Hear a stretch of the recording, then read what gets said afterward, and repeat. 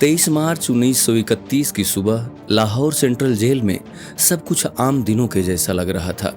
दोपहर ढल चुकी थी। शाम के करीब 4 बजे जेल के मुख्य वार्डर छत्तर सिंह भगत सिंह की कोठरी के पास पहुंचे। छत्तर सिंह एक धार्मिक इंसान थे। उन्होंने भगत सिंह से हाथ जोड़कर मिन्नत की, बेटा अब बस कुछ ही घंटे बचे हैं, भगवान का नाम ले लो, कुछ प्रार्थना कर लो। लेकिन उन्होंने मुस्कुरा कर मना कर दिया। इधर छत्तर सिंह के चेहरे पर हवाइयां उड़ रही थीं और वो अपने आंसू नहीं रोक पा रहे थे। भगत सिंह ने ये समझा कि कल उन्हें फांसी होनी है, इसलिए छत्तर सिंह रो रहे हैं।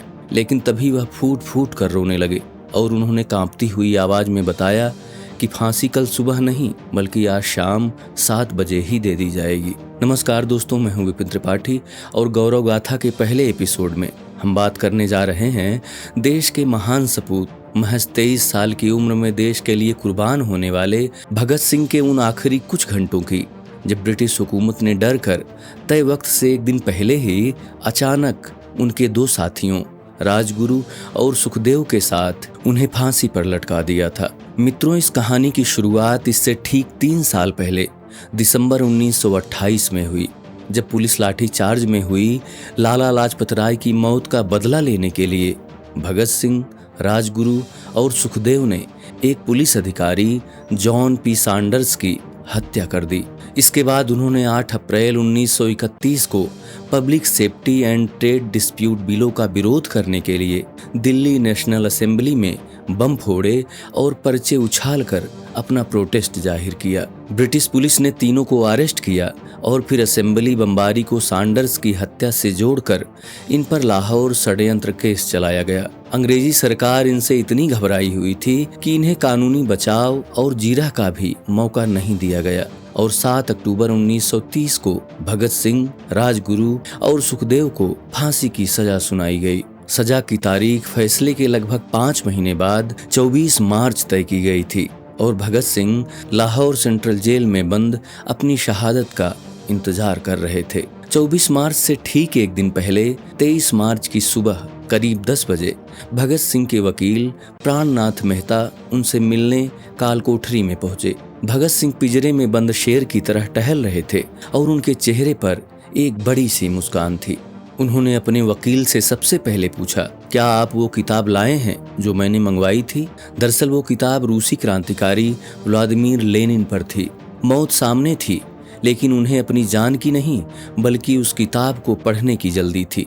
उसी छोटी सी मुलाकात में भगत सिंह ने छुप कर कुछ कागजात अपने वकील को दिए ताकि उनके आखिरी विचार देश के नौजवानों तक पहुंच सके। वकील के जाते ही कुछ बड़े अंग्रेज अफसर वहां आए और उन्होंने भगत सिंह से कहा कि वो चाहें तो अब भी माफ़ी मांग सकते हैं। लेकिन भगत सिंह ने माफ़ी मांगने और किसी भी कीमत पर मौत सामने होने पर भी अंग्रेजों के सामने झुकने से साफ मना कर दिया। इसी बीच दोपहर के वक्त एक ऐसी घटना हुई जो बताती है कि भगत सिंह असल में किस तरह के आज़ाद भारत का सपना देखते थे। भगत सिंह ने अपनी आखिरी इच्छा के रूप में कोई बड़ा पकवान नहीं मांगा। उन्होंने कहा कि उनके जीवन का आखिरी खाना जेल का एक सफाई कर्मचारी बोघा बनाएगा। बोघा एक दलित था जिसे उस समय का समाज अछूत मानता था। भगत सिंह उसे प्यार से बेबे यानी माँ कहते थे। उनका मानना था कि जो इंसान समाज की गंदगी साफ करता है वो माँ के समान है और उसे सबसे ज्यादा सम्मान मिलना चाहिए। बोघा ने रोते हुए घर का खाना लाने का वादा किया, लेकिन अफसोस, फांसी का समय अचानक बदले जाने और भारी सुरक्षा के कारण बोघा वो आखिरी खाना भगत सिंह तक नहीं पहुंचा सका। 23 मार्च शाम के करीब 4 बजने वाले थे, लेकिन भगत सिंह को अभी ये नहीं पता था कि उनकी फांसी कल के बजाय महज कुछ ही घंटों में होने वाली है। इसी दौरान जेल के मुख्य वार्डर छत्तर सिंह ने रोते हुए उन्हें बताया कि उनकी फांसी कल नहीं बल्कि आज शाम 7 बजे ही होनी है। भगत सिंह की आंखों में मौत का डर नहीं बल्कि अपने देश के लिए शहीद होने का फक्र नजर आ रहा था। महज 23 साल के भगत सिंह किस हद तक बेखौफ थे कि उन्होंने कहा कि अब अगर मौत के डर से मैं भगवान को भी याद करता हूँ तो आने वाली पीढ़ियाँ मुझे कायर कहेंगी। अगर ये मेरा फैसला अहंकार है तो अहंकार ही सही।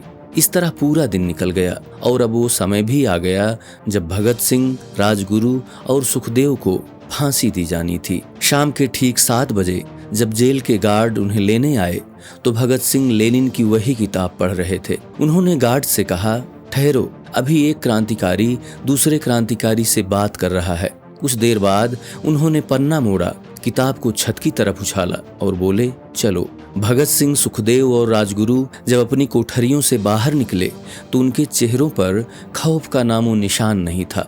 तीनों ने एक दूसरे के हाथ पकड़े और मुस्कुराते हुए इंकलाब जिंदाबाद और साम्राज्यवाद मुर्दाबाद के नारे लगाने लगे। उनकी आवाज सुनकर जेल के बाकी कैदी भी नारे लगाने लगे और पूरी लाहौर जेल नारों से गूंज उठी। उस रात जेल में किसी कैदी ने खाना नहीं खाया। इधर जब ये तीनों फांसी के तख्ते पर पहुंचे तो उन्होंने मजिस्ट्रेट के सामने अपने चेहरे पर नकाब पहनने से साफ इनकार कर दिया। भगत सिंह ने कहा, अंग्रेज खुशकिस्मत हैं जो ये देख पा रहे हैं कि भारत के क्रांतिकारी किस तरह मुस्कुराते हुए मौत को गले लगाते हैं। आदेश होने पर कालू मसीह नाम के जल्लाद ने लीवर खींचा और भारत के ये तीनों अनमोल रत्न हमेशा के लिए अमर हो गए। मित्रों, अंग्रेजों का डर इनके फांसी के साथ ही नहीं खत्म हुआ। अंग्रेज इतने डरे हुए थे कि उन्होंने शवों को उनके परिवारों को नहीं सौंपा। रात के अंधेरे में जेल की पिछली दीवार तोड़ी गई और शवों को ट्रकों में लाद कर फिरोजपुर के पास सतलुज नदी के किनारे ले जाया गया। वहां आधी रात को जल्दबाजी और गुपचुप तरीके से उनको जलाने लगे। जब आसपास के गांव वालों ने देखा तो सब दौड़ पड़े। अंग्रेजों ने डर से आधा जला शव उठाकर नदी में फेंक दिया और वहां से भाग गए। बाद में लोगों ने शव के बचे हुए टुकड़ों को इकट्ठा किया और पूरे सम्मान के साथ उनका अंतिम संस्कार किया गया।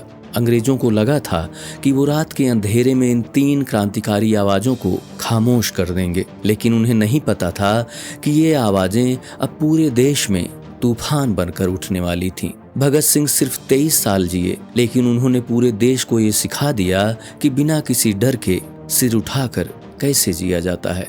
क्या आपको लगता है कि भगत सिंह अगर कुछ और साल जीवित रहते तो आज का भारत कैसा होता? अपने विचार कमेंट्स में जरूर बताएं। अगर आपको ये कहानी पसंद आई हो तो इसे लाइक और ज़्यादा से ज़्यादा शेयर करें। मिलते हैं अगली वीडियो में, तब तक के लिए नमस्कार, जय हिंद।